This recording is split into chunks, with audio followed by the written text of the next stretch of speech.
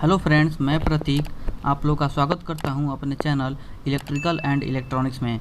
दोस्तों, जैसा कि आप लोग जानते हैं 22 मार्च को पॉलिटेक्निक लेक्चरर का एग्ज़ाम हुआ है, जो कि Uttar Pradesh public service commission के द्वारा कंडक्ट किया गया था।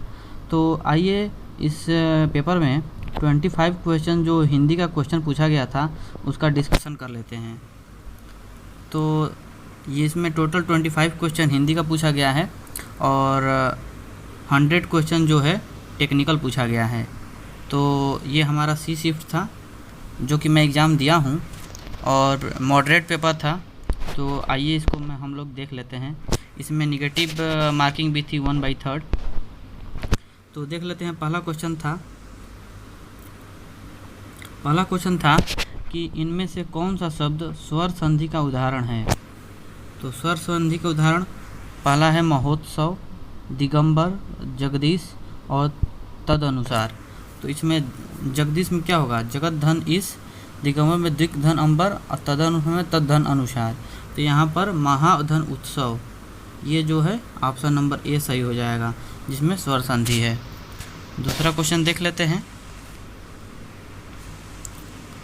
दूसरा क्वेश्चन जो पूछा था, अनेकार्थक शब्द पूछा था। गुण का अनेकार्थक शब्द क्या है। तो गुण का अनेकार्थक शब्द बहुत लोग धतूरा मारे हैं, इसका आंसर जो कि धतूरा गलत है, रस्सी होगा इसका आंसर। गुण का एक अनेकार्थक शब्द रस्सी होता है। तीसरा क्वेश्चन देख लेते हैं। तीसरा क्वेश्चन था निम्नलिखित में से अशुद्ध वर्तनी का शब्द है, जिसमें से अशुद्ध वर्तनी छाटना था। तो श्रीयुत ऐसे ही लिखा जाता है, ज्योत्सना भी सही लिखा हुआ है, छत्र छाया भी सही है। तो यहाँ पर पूज्य में पूरा ज होता है। तो यहाँ पर ऑप्शन नंबर ए सही हो जाएगा। ऑप्शन नंबर ए यहाँ पे सही हो जाएगा। चौथा क्वेश्चन है अत्याधुनिक शब्द में प्रयुक्त उपसर्ग क्या है। उपसर्ग वह होता है जो शब्द से पहले लगता है और प्रत्यय वह होता है जो लास्ट में लगता है। तो उपसर्ग में क्या है, अत्याधुनिक। तो अत्याधुनिक क्या होगा, अति प्लस आधुनिक। तो यहाँ पर ऑप्शन नंबर बी सही हो जाएगा। नेक्स्ट क्वेश्चन देख लेते हैं। नेक्स्ट क्वेश्चन एक मुहावरा था, चांद पर थूकना मुहावरे का सही अर्थ क्या है। तो चांद पर थूकना मुहावरे का सही अर्थ है मतलब किसी को अपमानित करना। तो इसका राइट आंसर मैं तो ऑप्शन नंबर डी मारा हूँ, लेकिन हमें कन्फ्यूजन है ए और डी में, क्योंकि ए में दिया है महान पुरुष पर लांछन लगाकर स्वयं को अपमानित करना।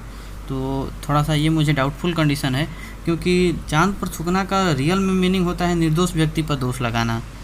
तो हमें लगता है कि ऑप्शन नंबर ए सही हो जाएगा। नेक्स्ट क्वेश्चन देख लेते हैं।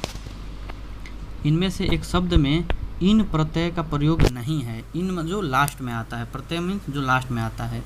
नवीन एक वर्ड है जिसमें इन प्रत्यय होता है, कुलीन में भी होता है और ग्रामीण में भी ग्रामीण होता है, तो इन होता है।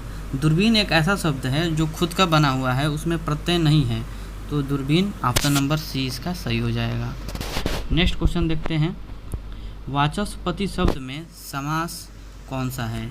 तो वाचस्पति में तत्पुरुष समास हो जाएगा। नेक्स्ट क्वेश्चन देख लेते हैं।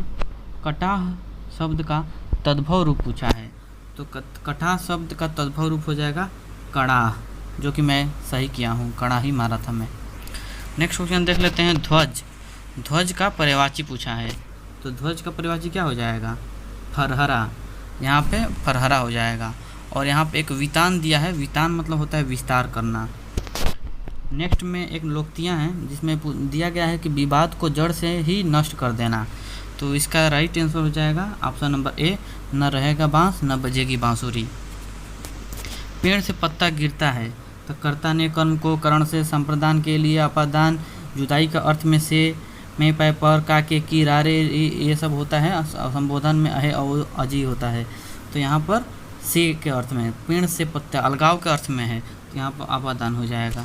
ऑप्शन नंबर ए सही हो जाएगा। नेक्स्ट क्वेश्चन देख लेते हैं। इनमें से लिंग की दृष्टि से एक वाक्य गलत है। तो लिंग क्या होता है, दही। दही हमेशा क्या होता है, पुल्लिंग लिंग होता है दही। तो इसलिए इसका दही मीठी है, ये गलत है। दही मीठा है, ये होता है। नेक्स्ट क्वेश्चन देख लेते हैं। अटारी का तत्सम पूछा था, तो अटारी का तत्सम क्या हो जाएगा, अट्टालिका। ऑप्शन नंबर बी सही हो जाएगा। अगला क्वेश्चन देखते हैं क्या पूछा था। अगला क्वेश्चन पूछा था भिन्नात्मक शब्द युग्म का अर्थ किसका गलत है। तो मणि का रत्न होता है और एक मणि का सांप भी अर्थ होता है। यहाँ पर बलि का बलवान होता है और बलि का चढ़ावा, इस पे मुझे डाउट हो गया था। और पुरुष का आदमी होता है और परुष का कठोरता होता है। तो हमें ऑप्शन नंबर ए और डी में तो कोई डाउट नहीं है, यहाँ पर ये गलत नहीं है। लेकिन यहाँ पर ऑप्शन नंबर बी जो है प्रसाद का चरणामृत, इसमें और बलि का चढ़ावा, इसमें मुझे डाउट हो गया था। फिर भी मैं ऑप्शन नंबर सी मारा हूँ, क्योंकि प्रसाद का रियल मीनिंग चरणामृत होता नहीं है। बलि का चढ़ावा कहीं कहीं यूज कर सकते हैं। तो पता नहीं, अब आंसर की में आएगा तो उसमें देखने पर पता चलेगा कि क्या इसका सही आंसर लेता है।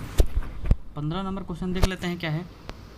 15 नंबर क्वेश्चन में पूछा है किसी ग्रंथ में अन्य व्यक्ति द्वारा मूल लेखक की भांति जोड़ा गया अंश, इस वाक्यांश के लिए एक शब्द पूछा है। तो इसमें क्या होता है, छेपक।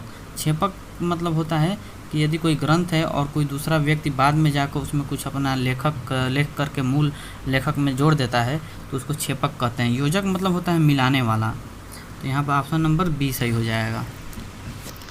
नेक्स्ट क्वेश्चन है अनेकार्थक शब्द है, कोटि का सही अर्थ बताइए। कोटि का मतलब क्या होता है, श्रेणी। किस कोटि का है, किस श्रेणी का है। तो ऑप्शन नंबर यहाँ पर सी सही हो जाएगा। भ्रमर का परिवाची पूछा है। भ्रमर मतलब क्या, भौरा। मधुमक्खी, तो उसका हो जाएगा मधुकर। मधुकर ऑप्शन में नहीं है, तो यहाँ पर इसका सिलीमुख हो जाएगा। ऑप्शन नंबर सी सही हो जाएगा। बाकी इसका भ्रमर का अन्य परिवाची अली है, चंचरिक है, मिलिंद है, मधुप है, भृंग है। और निर्जर का यहाँ पर मीनिंग दिया है, निर्जर मतलब होता है वृद्ध न होने वाला। और मेदिनी का पर्यायवाची होता है पर्यायवाची। तो बिल्कुल भी डाउट नहीं करना है, ऑप्शन नंबर सी सही हो जाएगा। 18 नंबर क्वेश्चन था वाक घड़ी का सही संधि विच्छेद क्या है। तो वाक घड़ी का संधि विच्छेद सभी बुकों में आप लोग देखेंगे वाक प्लस घड़ी नहीं होता है, ये गलत है। वाक प्लस हरि होता है। ऑप्शन नंबर सी सही है।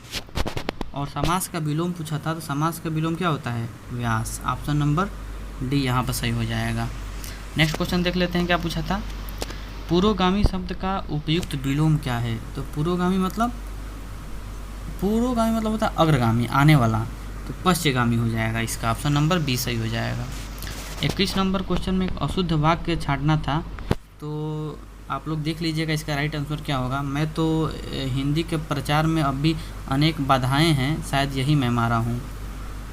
ऐसा लगता है कि अब भी की जगह अभी भी, चाहे पता नहीं क्या इसका आंसर है, आई डोंट नो। इसको थोड़ा देख लीजिएगा आप लोग। 22 नंबर क्वेश्चन है इनमें से किस वर्ग में उष्म ध्वनियाँ हैं। तो उष्म ध्वनियाँ सभी बुकों में मिल जाएगा। श, तालाबी स, मूर्धन्य स, जितने भी श हैं और ह है, ये हमारी उष्म ध्वनियाँ होती हैं, जिससे स की आवाज़ निकलती है। 23 नंबर क्वेश्चन है जो बाएं हाथ से भी काम कर लेता हो। तो दाहिने हाथ से जनरली तो सब काम करता है, बाएं हाथ से भी काम कर लेता हो, उस व्यक्ति को क्या बोलते हैं, सव्यसाची। ऑप्शन नंबर सी सही हो जाएगा। नेक्स्ट क्वेश्चन है इनमें से जातिवाचक संज्ञा का शब्द है। जातिवाचक संज्ञा क्या है, रामायण, लोहा, सोना और शिक्षक। तो यहाँ पर क्या है, एक जाति को कौन सा, रामायण दिखा नहीं रहा है, शिक्षक। एक शिक्षक एक जाति होती है जो कि एक पूरे कुल को दर्शाती है, शिक्षक जाति को। और अंतिम नंबर क्वेश्चन था 25 नंबर क्वेश्चन, इनमें से कौन सी ध्वनियाँ संयुक्त स्वर है। तो ए और